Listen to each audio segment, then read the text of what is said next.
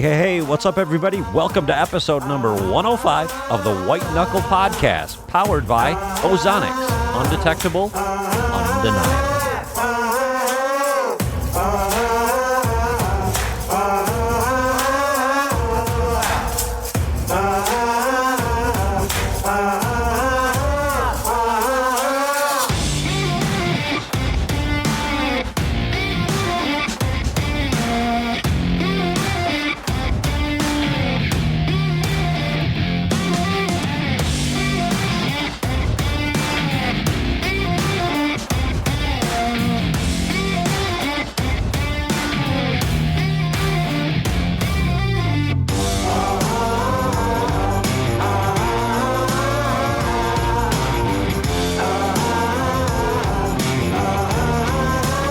Everybody, welcome back to the White Knuckle Podcast. I am your host, Jason Science. I'm joined on the other end of the line via Skype, somewhere down in Southern Illinois, the silver-tongued doctor himself, the frequent contributor to North American Whitetail, Mr.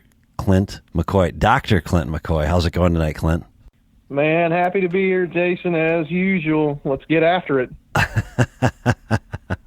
You know, I really bombed on that. I wanted to say so much more, but I thought that was pretty good. Yeah, like, you know, don't put me over, because these listeners out there will be highly disappointed if you put me over way too heavy.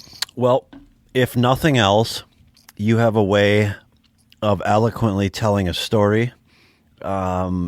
Let's be honest. You can take a simple drive home from the office and turn it into something very romantic, if you will. It's something I've grown to absolutely love about you.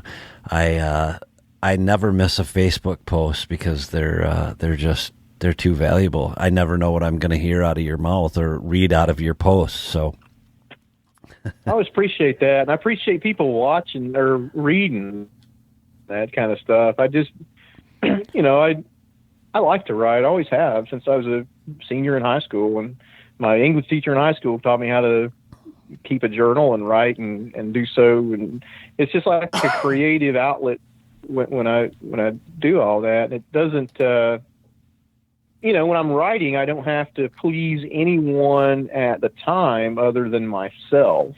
Right. So and I was always really guarded about letting other people read what I write, because I was kind of shy and bashful and self-conscious and whatnot. But now I get a lot of positive feedback. I'm like, I really like that. It's a simple creative outlet. It's just like self-film and deer hunting. It's a creative outlet to tell your side of the story. Right. Absolutely. I couldn't agree more. Well, hey, we were going to talk about trail cameras tonight, and it's that time of year, and we're not going to talk about, I don't think, models of trail cameras. However, this year we're in a unique position where, although we're working on a partnership, we don't have an exact partnership yet. So we can talk about our favorites, if you will, or what you found over the last couple of years that worked best for you. Right on. But let's start off and like lay the groundwork. I would say that based on what I've seen out of you, you're a student of the game with respect to trail cameras, and you've got a couple hundred? Oh, not quite that many.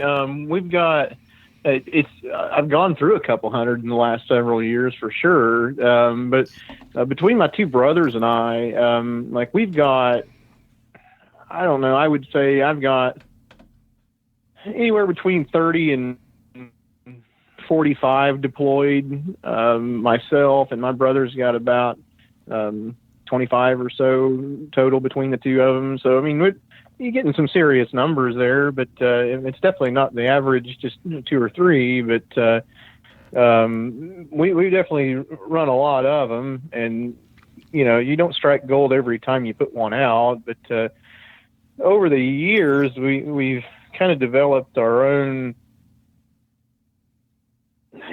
yearly cycle for our camera usage. And I think it's I don't know that there is any one. Let me start by saying I don't know that there's any one right or wrong way to deploy a trail camera, but there are definitely tools that you can use to help get your goals accomplished in the timber. And then those goals can be as simple as identifying one target buck that you want to harvest, or identifying population dynamic changes on your home family farm. Like, how many does do I need to shoot, and how much fawn recruitment am I getting each spring? And there's a lot of different tools you can use, or a lot of different ways you can use those trail cameras as tools. And we've got, you get so much data off of these things nowadays. It's crazy to think about. I was talking to my brothers a couple of nights ago, and we started out with 35 millimeter cameras. Like, I bought one of those cam trackers from back in the day that cost like $429 off of, it had a 1-page ad in North American Whitetail magazine, and it was, really expensive for a roll of 24. Mm-hmm. We had to develop film, and now all of a sudden we've got cameras that'll give you 8 months, 9 months, 12 months battery life, and take 10, 15, 20,000 images on a series of batteries. It's come a long way since we started using them. I think my first camera I used was, I was definitely in vet school then, so I bought it with student loan money. And so kudos to that. I bought it with student loan money, so that would have been about 2000 or 2001. And when I started developing those first rolls of nighttime flash, actual white flash photos of nocturnal bucks over scrapes, I just got hooked instantly. Like, this is phenomenal. It's such a learning tool for you. And the more we use these over the last 20 years or so, the more I realized that I didn't really know as much. I still don't really know as much as I thought I knew with the data that we get off these things. Yeah, I think I'm humbled every year by what I know or realize that I don't know. I thought I knew that I knew, but I didn't know that I didn't know, which is a confusing statement in and of itself. But the bottom line is that you're constantly surprised year in and year out as much as you think you know. And Todd would have said that as well. I mean, it's something that he and I talked about often. So you've got a constant learning curve. It is, and I think that's what makes this whole thing addicting to an extent. I love the game as much as I do the hunting, I guess. But when you're talking about that number of cameras, how many acres are you talking about? Oh, it's hard to quantify. Well, I have a mapping system that can tell us exactly how many, if you want to tell me exactly where it is. Yeah, no, that's not happening. So, like, for example, it for as far as acres, it doesn't necessarily hinge on acres. It hinges on what I need to know in a given setting. Like, I've got one farm here locally. A nice older gentleman lets me hunt down here in our home county. It's like 700 contiguous acres, and he's got a lot of big, mature, old, never been harvested hardwood timber. It's a bigger setting than what we're used to in smaller wood lots, but invariably on something like that, I'm running probably 14, 15 on that farm alone, especially when we're keyed in on a couple of target bucks that we've been following over the years there. When it comes to total acreage, gosh, I have no idea. I never really tallied it how much access acres, and we're starting to develop a little bit of public land relationships now, and it can be, sometimes it kind of depends on the goal I'm after. There could be a certain buck on a 40-acre patch that has 20 acres of corn and 20 acres of timber, and I'll go all in on him and have 7 or 8 cameras on that little spot. It doesn't necessarily mean I'm going to leave it that way, especially in the summer months when I'm gathering data. If I need to know a lot about a certain one particular buck, sometimes I'll flood an area with it. But the downside with that is it can spread having too many acres can spread yourself too thin in the summer, and trying to maintain all these cameras and cards and data and stuff like that. But as far as overall acreage, it's hard to quantify. Sure. Okay. I didn't know if there was a particular, rule of thumb that you had. And I guess to your point that it really depends on, what it is that you need to know. Yeah, it's situational. Yeah. Okay. So give me a situation, where you, let's say that I guess I'm trying to think of a situation. Just give me an idea of what situation would call for the most. Oh yeah. So I've got if I'm on a buck, and I've got one now that I've been following for a buck we call Dobie Mick, a great big old surly 8-pointer that's like the most daylight active deer in the continental United States, and I cannot get ahead of him no matter how hard I try. He's on that section of timber that's big, and he doesn't have one core area. He has like 3 or 4 that we've identified, that we think we've identified theoretically. But he rotates through these different cores through the season. And I pretty much know his annual pattern almost down to the day now, as far as, and it sounds like BS, but I just got my first photo of him like the 1st of June. And the last photo I got of him was when he dropped one side of his horns in February. So we were getting him down. But with a buck like him that has multiple cores, I really have to make a big dragnet of cameras to catch his movements on that farm, just to try and keep up with him. But I've got enough knowledge base now on him that I think if I don't get him this year, he'll probably die of old age. I mean, it's ridiculous. I always feel like the more I learn about him, the more I'm always about a step and a half behind him. And I'm always bird dogging him instead of being out in front of him. But in a situation like him, I'm going to put in, I go all in, and I'll have, 14, 15 cameras on that place or better, trying to just keep track of him basically. And, with one like him, you definitely don't, with him being, I think he's probably a 7 or an 8-year-old this year. Mm-hmm. I don't want to, the last thing I want to do is blow him out of there running these cameras. So you have to be sneaky in when you check them and how you check them and where you put them. And that being said, he tolerates all that, or has in the past. I haven't run him off yet.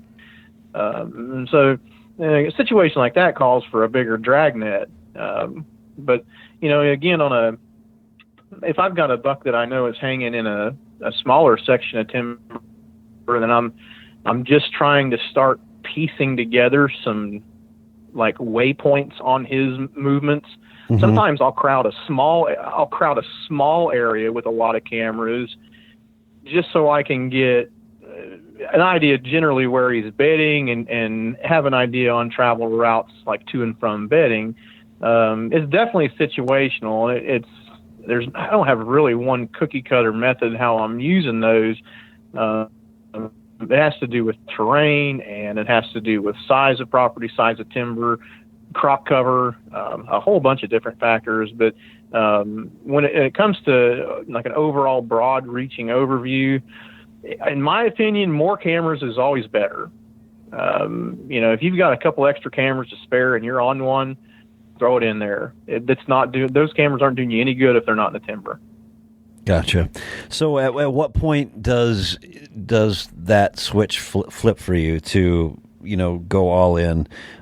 Just you get a few pictures, or I guess I'm trying to get in your head, so to speak, and find out what it is that is the trigger for you to not only get in there and basically surround him, if you will, with trail cameras, but what is it that you're hoping to learn from that And then how is it that you use that information, especially relative to this time of year? Yeah, so this time of year, we're always, we'll follow bucks through shed season, and of course winter has happened, and this time of year in July, coming up July, August, our goal is really simple.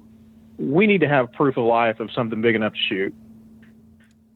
Makes sense. And that's really my driving force is if I don't have proof of life on a buck that I really wanted to take last year, by the end of August, I'm out of the game. I'm certainly out of the game. Doesn't mean I won't continue to leave a camera in there, but as far as quantitative numbers of cameras there, if I haven't got proof of life by the end of August, I won't bail on a spot, but I'm not all in on one.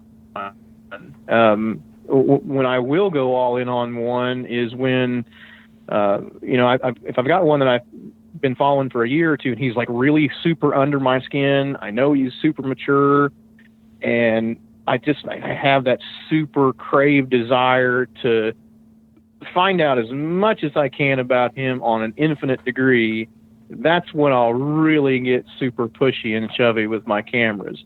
But this time of year specifically, I'm looking for proof of life on anything that's 4.5 and older.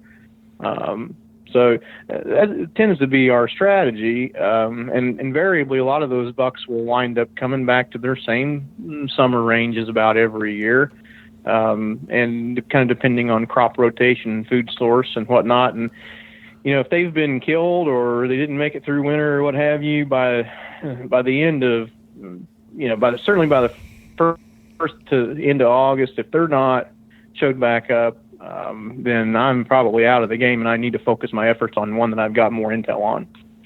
So you're spreading yourself out far enough that you're not painting yourself into a corner with one property. And let's be honest, there's a lot of people that don't have that luxury that are going to listen to this show and say, well, that just doesn't pertain to me. And I get that. But really it can. The one thing that I've learned in the short period of time that I've been in the land sales business here, is that there's a lot of pretty smart hunters out there and a lot of pretty smart landowners that understand the value of a lack of pressure, and they'll supplement what they have with public, especially early in the year, because and I'm starting to make that change a little bit myself. Yes. Yeah, I mean, there's just there's no reason to not use it, because you're just putting pressure on your own ground that you don't need to. I get wanting to go hunting. We all do.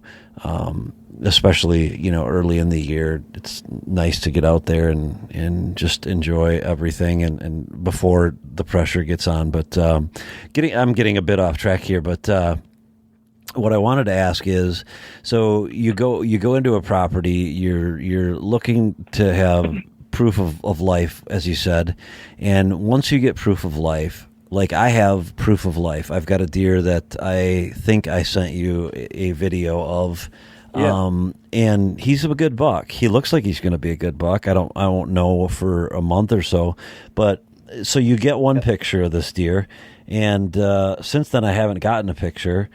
Does that mean that he is he's a roamer in the sense that I caught him outside of his core area one day, or? I mean, in this time of year, I'm not sure you can make that distinction, Jason, when it comes to his roaming ability. I feel like when you've got a buck in the summertime, and we're, everybody's in love with getting summer velvet photos. I feel like a buck's summer range is actually pretty predictable. I feel like it's driven by two things. I feel like it's driven by food choice crop that he really likes to hammer up, most times soybeans, and browse in the timber. And I think it's also driven by water availability / thermal cover. And everybody thinks about thermal cover in the wintertime. But deer don't want to be any hotter than they want to be freezing cold either. So I feel like some of these bucks will seek areas of cooler wind flow, like nice airy little edges or whatever, something to keep them cool and shaded, and where they don't have to get out and tromp around and walk 8 miles to their next food source when it's 110 in the shade.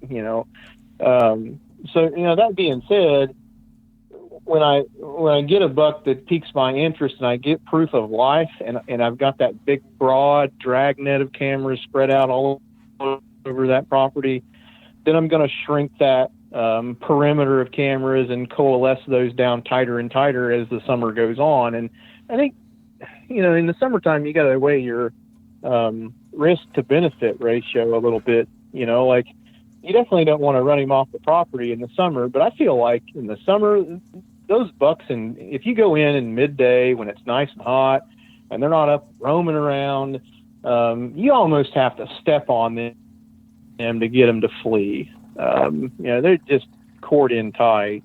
But in the summer, once I start getting a little proof of life, I'll start trying to narrow my camera perimeter, if you will, to where I can get him isolated to a preferential bedding area. Now, once September rolls around and velvet peel happens, then the deck gets reshuffled. Some bucks will shift. That's been well documented. Some bucks will stay. Some bucks will shift, but then boomerang back towards late winter. And identifying those patterns for me really comes from my trail camera data all over multiple years. And if you can pinpoint whether he's a homebody, a shifter, or a boomerang buck, like I call them, ones that flee and come back, sure. That's a super critical piece of his profile to get him shot. Okay. So do you go into a summer and put a camera in an area where maybe you got November pictures of a buck, expecting to pick him up somewhere in that general vicinity? Or sometimes I will. Sometimes I will. And what I'll find is, like, even if his November range, I picked him up heavy, say half a mile away in November in a doe bedding area. Sometimes I will leave a camera in that area. I won't flood it. I'll leave one or two that I got him on in that November range in the summer. And what I have seen on some of those bucks is they'll take, like, what I call like an excursion or a trip. Mm-hmm. Like, he'll range out of his summer core just a little bit, just to kind of get familiarized and check and see if everything's still in order there, and boomerang back to his like real tight summer core. He doesn't hang in there very often, but I feel like that, like, excursion pattern, I think, don't quote me on this, I think that's been documented through, like, GPS studies out of like Mississippi State's Deer Lab, and like other radio collared studies, that they'll do these little summer excursional trips. But yeah, so along the short of that answer is I will leave a camera or two in some doe bedding areas just to see if he's still interested in going through the motions and doing those little excursional trips. Sure. Well, we talked prior to hitting record here about how the year has been a bit odd in that it's wet. It's just wet, and my God, the sun is just never going to shine. And I was out on my property today, setting up the cameras. I set up 7. I've got an 8th somewhere. I just cannot remember where in the world I put it, but I'll find it eventually. But I switched them from turkey hunting, areas back to the summer range that I would expect deer to be in, and much to my surprise, there was not a bean planted anywhere on I covered roughly 1,200 acres, let's say. That's trouble.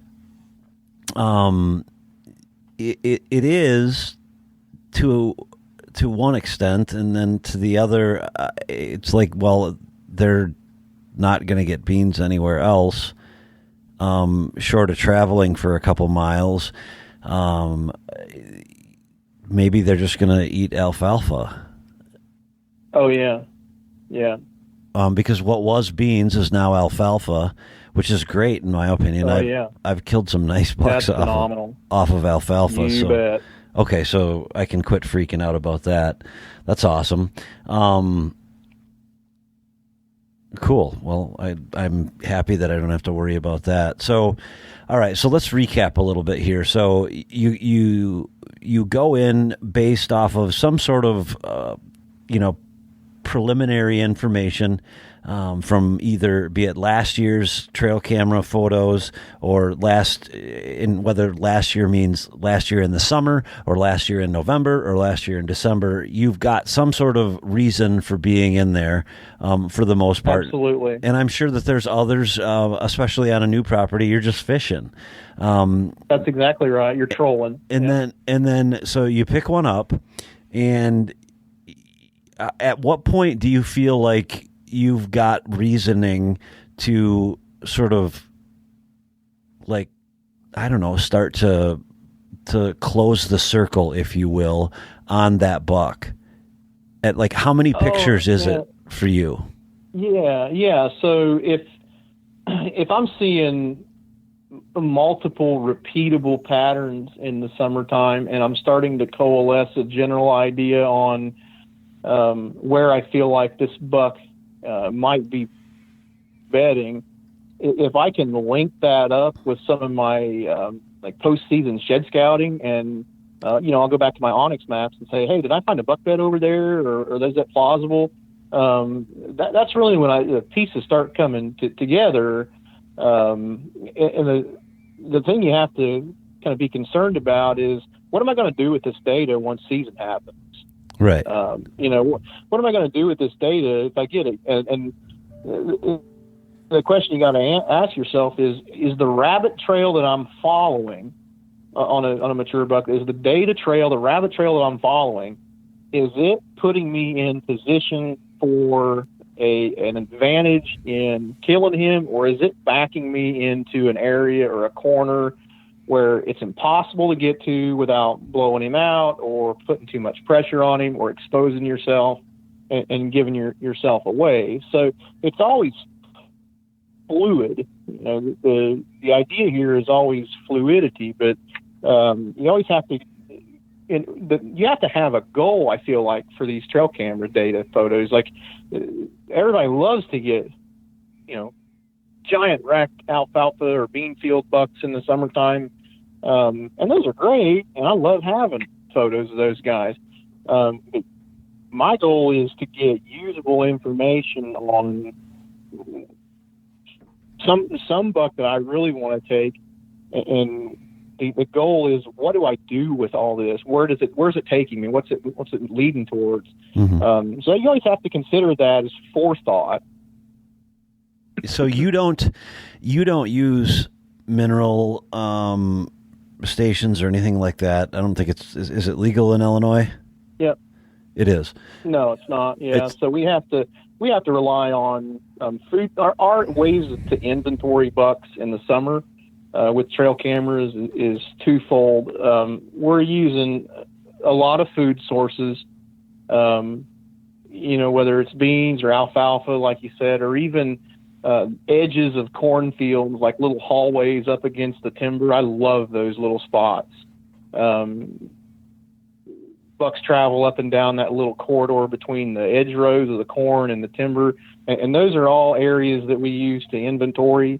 And another thing that I'll use in our neck of the woods that I think is just as good as maybe using feed or mineral is mock scrapes in the summer. I think that gets overlooked because deer use licking branches all the time, and you can get some really cool photos and some maybe usable information on the buck you're trying to profile with using them over mock scrapes in the summer. So, but those are the two ways I'll try and just get a general inventory, proof of life, and go from there. Gotcha. So, it seems like they're... Oh, hold on just a second. I'm sorry. I just got completely. I saw a text message come across from my son who left 2 weeks ago yesterday for Marine boot camp. I haven't heard a word from him other than this is recruit Jackson Science calling from San Diego, California. I've arrived safely. You'll hear from me in the next 2 to 3 weeks. Thank you. I love you. Goodbye. Jackson? Right on, kid. Jackson? No, silence. Oh, this is great. I've got his platoon number now. Okay, anyway. I'm excited to be able to write him a letter. So it seems like a lot of folks use mineral sites and things of that nature. And we could debate that topic, and we're just not going to because that we don't have that long, and you've got dinner to eat, and I've got stuff to do. But it seems like if you're using a mineral site or something like that, you're going to get big deer in perpetuity, basically, forever and ever. Yep. You're really not learning anything from that other than they're there. So if I get one on something like that, for those of us who can use that kind of stuff, or for those of us who use it whether we can or can't, because that happens too, it just simply tells you they're alive. In that situation, if Clint McCoy was doing that, what would your next step be? Because I have a feeling that by and large, most people are going to inventory their deer either off of food like you do or off of, mineral. Yeah. So if I've identified one that I've got proof of life of him and he strikes my interest and like, hey, I want to, let's go punch his tag.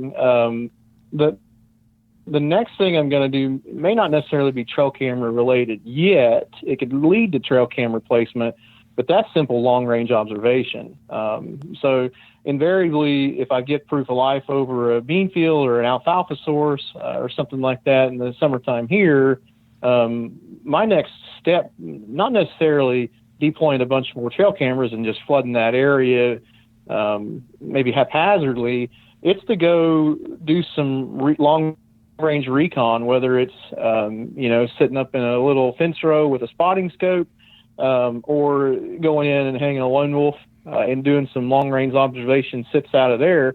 If the terrain allows me to visualize the general area that I'm getting him in, that's probably next step for me. And you can learn a pile by doing that. Not all of the information that you're learning on these long range observation summer sits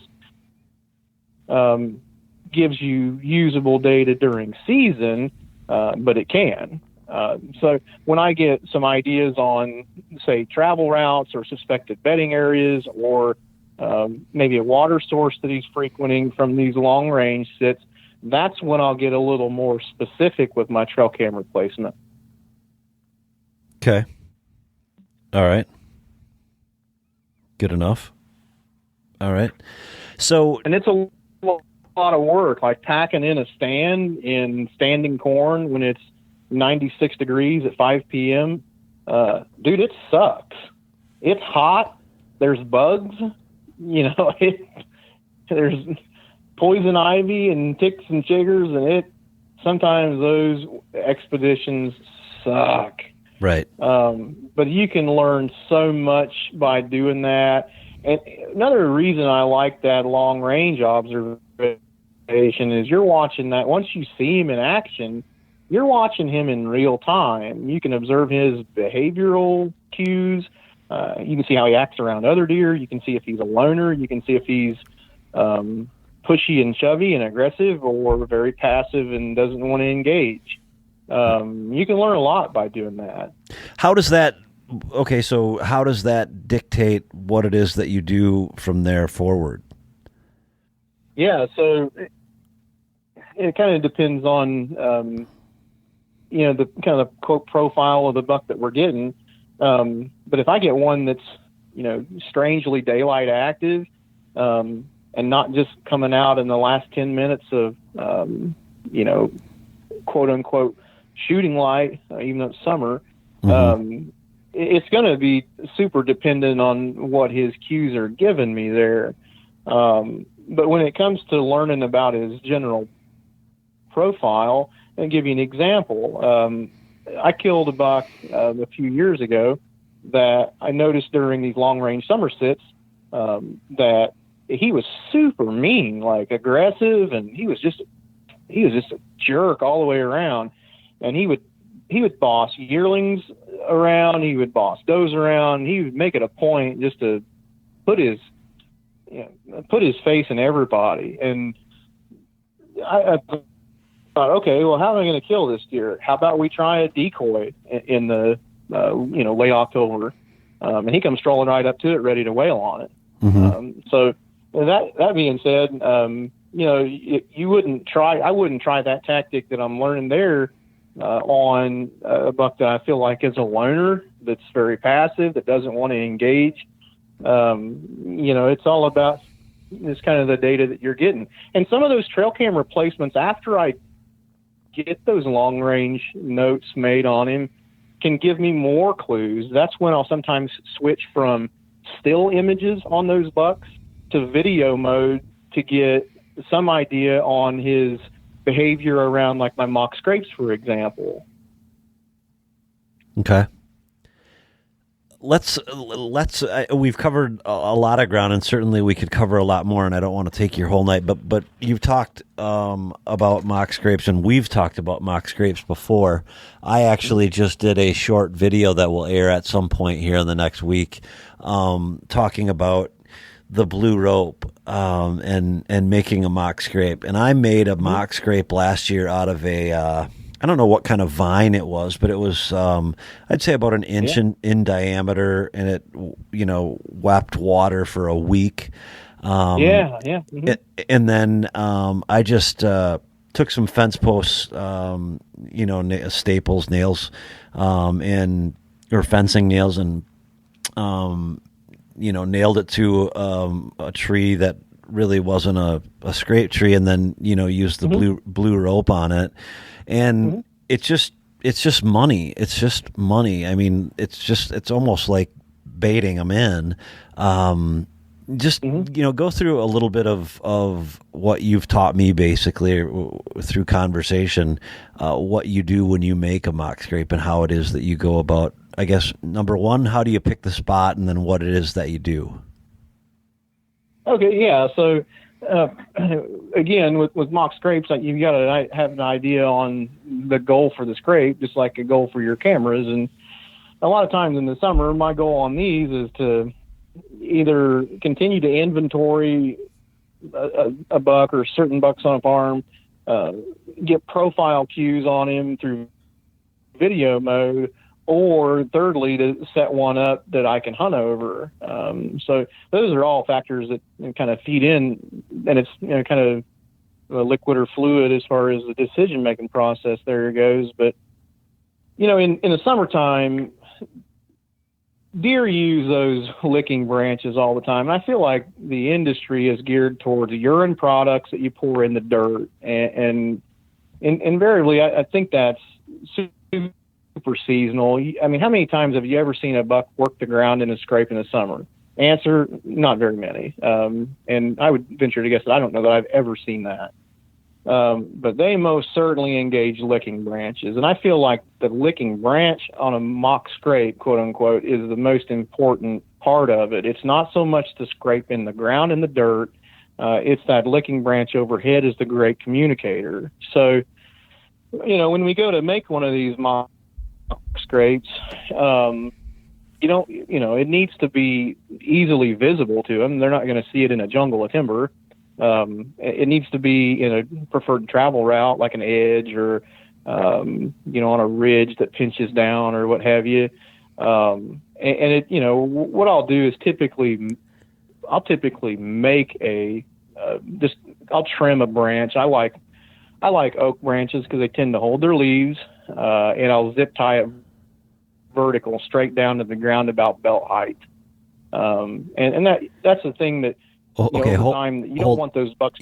You broke up at belt, you broke up before belt height. What? Yeah, so I like the idea of using an oak branch, and I'll zip tie it where I want my scrape to be, my mock scrape licking branch to be. I'll zip tie that thing straight vertical, straight down, and it'll hit them right in the nose about the height of your belt. Okay.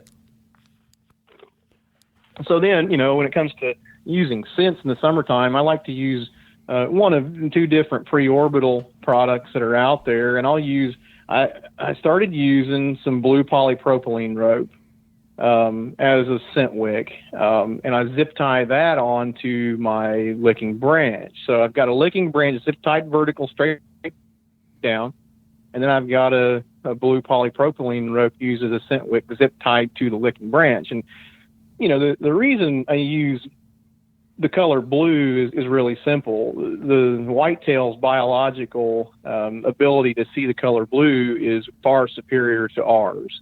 And so I feel like if they encounter that the first time and they walk out of the field edge and they see that licking branch hanging down there about 200 yards, that blue just pops out to them and they can see it and they're like, hey, what is that over there? And they walk over, take a whiff, and they're like, hey, dude, this is a licking branch. And they'll start rubbing their face all over it, biting the rope, really engaging it. Now I've got some really just phenomenal video and trail camera photo stills of does using it, fawns using it, big bucks using it all through the year. It is definitely a year-round occurrence, but summertime is the time to deploy those.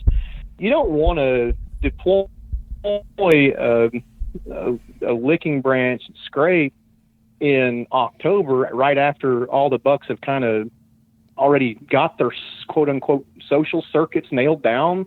Then you're just trying to hack into that social circuitry. I feel like getting it out in the summertime is critical because they haven't established those licking branch patterns. It's a really easy way to hook one, I feel like. Mm-hmm. I would agree. It's proved to be a difference maker, especially on pulling them to your camera, because on any given edge of the field there could be. I mean, you could take the approach and cut down every licking branch except the one that you want your camera by, which is cool. That's also a good way to do it. But the one thing that blue rope does, in addition to the deer seeing it, is it holds a scent, and just keeps them coming back. What I've noticed about the one that I made since last year is there's been deer there every day since daily. Whenever I put it up, does, fawns, coons, foxes, coyotes. Yeah, no, I've seen raccoons do that. Yeah, I've seen raccoons utilize them too. It's weird. Right. It becomes almost habitual to them to select for that, and I think the biology of that is pretty sound. When it's all about, for me, licking branches are all about rigidity. I want a rigid, springy pushback from that branch. When those bucks go to push their face into it and open up those preorbital glands, I want that little branch zip tied in stiff enough to where it's like pushing back like a little miniature spring effect, because they love to get in their glands and rub that in there. And I feel like just hanging a rope, they just have to chase that dangling rope around, and they don't get as much maybe enjoyment or fulfillment or scent dispersal on that. But when you use that like springy tension on a nice stiff little branch, they go bananas over that. Right. That's one thing I've noticed about this vine is it's stayed relatively alive, although it will die and wither up, but it's still got some rigidity to it, and it's not too rigid that it doesn't bend and flex. So it's to an extent it's got some life left in it, and they just they love it. And I've used Smokies, and I've used any kind of whatever, synthetic doe urine, any of that stuff. I've even used doe and heat in the winter, and it still gets their attention. And I've had bucks. Bucks come and chew on that blue rope, and just put it in chew their on mouth it. and bite it. Yeah, they just literally bite it, and I don't think it's out of aggression. I don't know what it. Maybe it is. I'm not sure. I think it has to do with putting moisture into that and allowing the saliva to moisten that wick or the branch itself, and that moisture allows their own oils from those glandular secretions to kind of coat in there or absorb better. And I don't know. This is all, truth be told, this is all bullshit guesswork on my end, but I feel like that there's some validity to that. Well, nobody said that you had to be right? Hey, penicillin was found from mold. Right. We always said in police work, the cool part about the job is you don't have to be right. You just have to think you're right. You just have to believe yourself. Right. Exactly. Yeah. So it works so far. Yeah, and again, so when I've got cameras over these summer mock scrapes, a lot of times instead of having still photos engaged, I'm running some of those on video mode because I want to be able to. It just tells you so much about a buck's body posture and his, for lack of a better term, his confidence in his own abilities. You can see a buck that's, when he approaches a mock scrape, on how big and bad he thinks he is. You can see him how reserved sometimes they are. And that's all just goes into that trail camera data package on the overall buck profile that you're trying to put together. Mm-hmm. Gotcha. Cool. Any final thoughts? I know we've covered a bunch of different topics, and it's hard to bring finality to any of them, and that's why this is a podcast. We can keep doing it over and over again until we feel like we've covered it sufficiently. But the two big takeaways for me are getting inventory doesn't necessarily mean you're learning anything, other than there's a deer alive. Now, yes, you've got to find out a way, if you're going to do anything substantial in terms of stacking the deck in your favor, you've got to find a way to narrow down where he's coming from, basically, is what you've said, right? And then once you find out where he's coming from, then you can find out, I guess, where he lives. And then when you find out where he lives, well, then you can just go kill him on opening day, and it's all shit. It's that easy. Damn, I had no idea. I do it every year. Opening day, bam, done. Boom. Right, it's that easy. It's always that easy. Yeah. When it comes to like summertime use of those cameras, one of the things that I really like to try and set up for, and this is something that I'm writing an article about for North American in recent months. With this late spring that we've had, there is going to be an absolute abundance of standing corn come October 1st for our opener. And there's two ways you can look at that standing corn. You can look at that standing corn as an obstacle, or you can look at it as favorable. I love it. And so when I'm trying to forecast ahead of time with my camera work here, am I getting enough data to be able to try and crash in on a buck over a standing cornfield that I know is going to be still standing in early October? And one of my favorite places to try and ambush one when I know there's going to be an abundance of standing corn are inside corners that are in the shade in the evenings. Mm-hmm. And if I can narrow a buck down to some of that travel route, in the especially late summer, I'm in the game. If I can definitely get him doing that after velvet peel in September, hold on to your hats, because October is going to be a lot of work, but it's liable to get one. You're liable to get one killed doing that. Right. But it's simple. You just set those trail cameras up along the edges of those standing cornfields, and sit back and let them be. You don't have to run in there and check those things every 2 weeks. if you're trying to target one, and you can get him, like one of my favorite times to check it is right after velvet peel. There's no sense in checking the camera in July, checking it 3 or 4 times that month and 3 or 4 times in August, because what are you going to do with the data that it gives you in August? The answer is worry about October. Nothing. You're not going to do anything yet. So if I've got some standing corn and I get some data right after a velvet peel, then it's time to get to work. So that's the point in time that's not okay. Let me clarify. What you're saying is that is a point in time where you're going to put the full court press on. However, if you're in the summer and you're trying to narrow down where he's coming from, you'd still use the same kind of tactic in the summer, correct?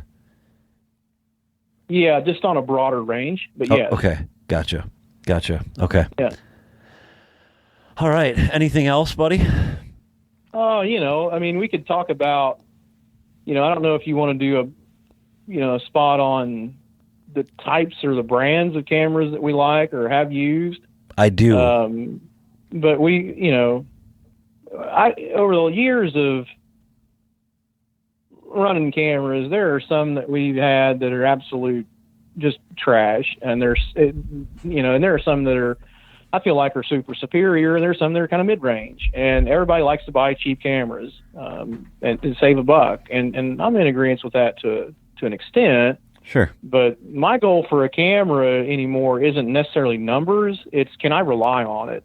Right. If it proves unreliable, then I might as well spend the $80 I'm going to have in that camera on $80 worth of batteries to feed better cameras. And so, over the years, we've tried all kinds of different brands, but, truth be told, and it's, not a BS sales pitch, the brand and the model of camera that my brothers and I rely on most heavily is the Browning.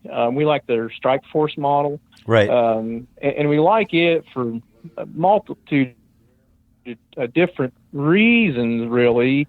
One of my favorite reasons in it is the simple fact that that Strike Force that I have used in the past, the same model, it runs on 6 AA versus 8 or 12. And it runs perfectly lean on those batteries. And you can get 10, 15,000 photo images on a set of batteries. Easily you can get completely through 6-8 months on a single camera most of the time.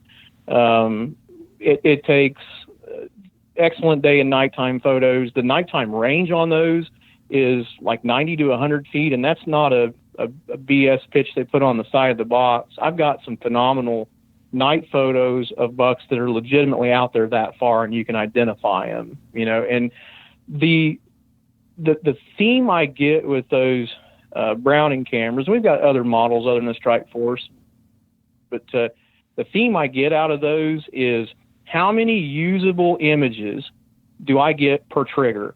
An image doesn't do me any good if it's a deer's ass and they've missed it on trigger speed. Right. It doesn't do me any good if the image is super blurry and I can't tell if it's a 3-year-old or a 6-year-old booner. So I feel like that model of camera is a good happy medium with price point and performance. Every image, no joke, I won't say every image, but the vast majority images I get off of those Browning cameras are usable images, and they're clear as a bell. And I feel like, with how lean it runs on batteries, how good the battery life is, even with video mode at times. For the price point on one of those, I think it's most of those are $109, $115. Yep, something like that. It's about as good as it gets when it comes to sorting out cameras at that price point level. I feel like there is no better value camera at that price point that gives me that level of performance. And I've tried all kinds of other brands at that price point. Now they make, of course, more advanced, higher dollar cameras, and we've got a few of those as well. But for my money, that model at Strikeforce, we have a pile of those, and I've had some of them in service now for 3-4 years tops. I've got one I think I bought in their first year of existence, and they're all still going strong. I never get a lemon from them. I never get a chunker that I have to send back after a month or two. I never get one that just goes on camera runaway, they call it, where it just starts taking random photos of junk and it burns the batteries up. Right. I can't say enough about them. I really dig that model. I've had that's the model I've got as well. I think I've got a couple of the higher dollar ones, but I think I've got like 10 or 15 of those now. And I've only used one of the entire batch that I've actually, the whole front seat of my truck is full of them right now. And I just didn't get a chance to put them out today. But Travis and I have been doing, Travis here in the office at the real estate office, have been doing sort of, I guess you'd call it staging a property. And we went in and took, an 80-acre parcel that largely is agriculture and doesn't really look like a deer property, and have by making one food plot in the middle of the timber on the edge of a timber, we were able to make a really nice food plot, and I've got that hanging on there, and I've been super impressed with the images that I get. That said, I've had really good luck with Exodus as well, and one that just absolutely blows my mind that I've had good luck with is that $39 one from Tasco. Now I've only had it. I've only had it out for a little bit, and it worked fine on the first card pull, but. It's not for truth be told, for the price point on that thing. I bought a few of them when they were on clearance at Walmart of all places, and for all intents and purposes, it's not a bad camera for the price point. And if a guy's looking to do it on a budget, you can buy a fistful of those things, and they're decently lean on batteries. They run on 8, I believe. Yep. Image quality is a little grainy, and video quality is a little grainy too, but they just do a pretty decent job there. One of the things that I like about that browning is not so much necessarily tied to like image or quality video or whatever. It's the door design on it. Mm-hmm. I feel like that is I feel like door design is a humongous weak point in a trail camera. I feel like the more door surface area that you have on a trail camera, whether it's those great big clamshell, the whole thing opens design. I like that Browning design where it's like that little half door on bottom. Mm-hmm. The more door you have, the more gasket seal you have for moisture egress to occur. Right. I feel like those Browning cams are buttoned down tight, and they don't have that moisture egress problems like a lot of them do. Exodus have a nice door design, double clamp on both sides. I've got one of the lift cameras that they run, and that's been a super reliable camera for me there as well. It's got a clamp on each side of that half door, and it seals that gasket up nicely as well. Yeah, I've been happy with that. The one that I have heard continually, people say that you should look at, and I was actually talking to an attorney in the outdoor business today, and he was telling me that we should check out Spy Point, and I've heard a lot of good stuff about them. I've never tried them, but I've heard a lot of good stuff, and it seems like they're getting some popularity.